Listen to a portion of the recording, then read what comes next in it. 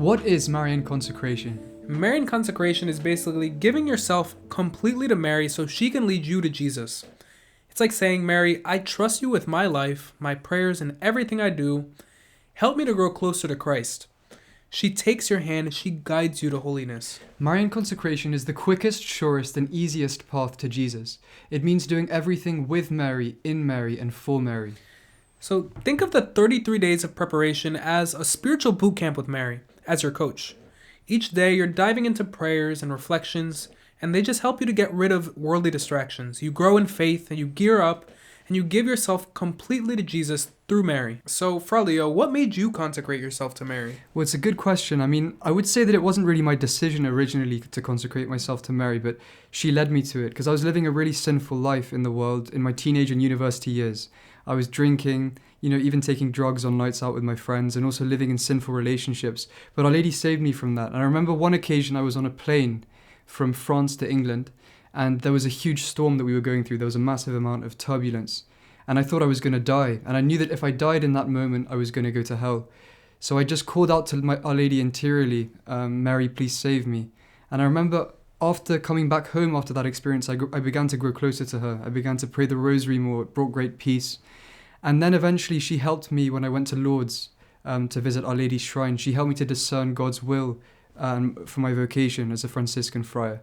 And it was when I joined the friars that I learned properly about Marian Consecration. And yeah, I'd say that it doesn't bring a tingly feeling in your feet or anything like that. It's not like something that would make you feel physically better, but it's a union of the wills that's deeply profound, and it brings a peace which is unlike anything else. That's my experience. So what about you, Brother Alexander? What made you consecrate yourself to Mary?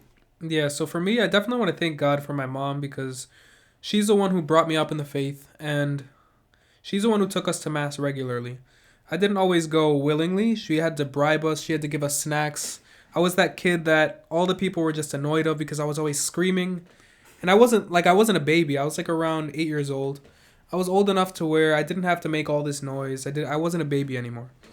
So eventually I started attending Mass, and there was a kid that was serving the Mass, and innocently I just wanted to be his friend.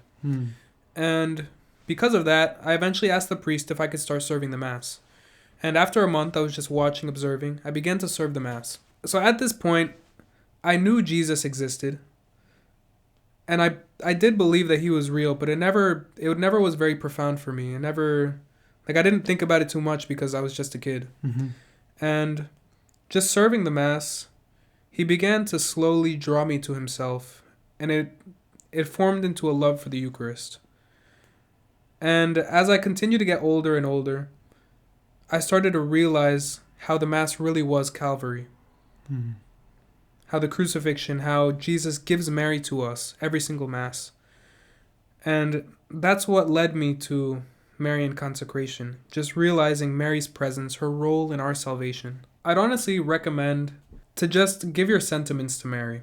However you're feeling, just offer it to Mary because she will perfect it. If you're sad, she'll show you the cross and she'll remind you how your sadness really isn't too much. She'll bring you to Jesus and he'll carry that load for you. And she'll also make your joy all the greater. If you guys are thinking of Marian Consecration, we would definitely recommend that you do it, because just as a child needs food and nourishment for its earthly mother, who it relies on more than anyone else, we also need the same spiritually. We need a mother who we can rely on and trust and hold her hand so that she can lead us to holiness. So we encourage you all to consecrate yourselves to our Blessed Lady. And let's try and imitate the newborn Jesus who rested peacefully in the arms of Mary in Bethlehem at the grotto. That's what we should become, like a sleeping child in Mary's arms. And Jesus is our perfect model. So we wish you all a blessed Christmas. And also we wish you all a Merry Christmas on behalf of Revive Scotland and also on behalf of the Marian Franciscan Friars in Dundee. So yeah, God bless you all. And God bless. Ave Maria.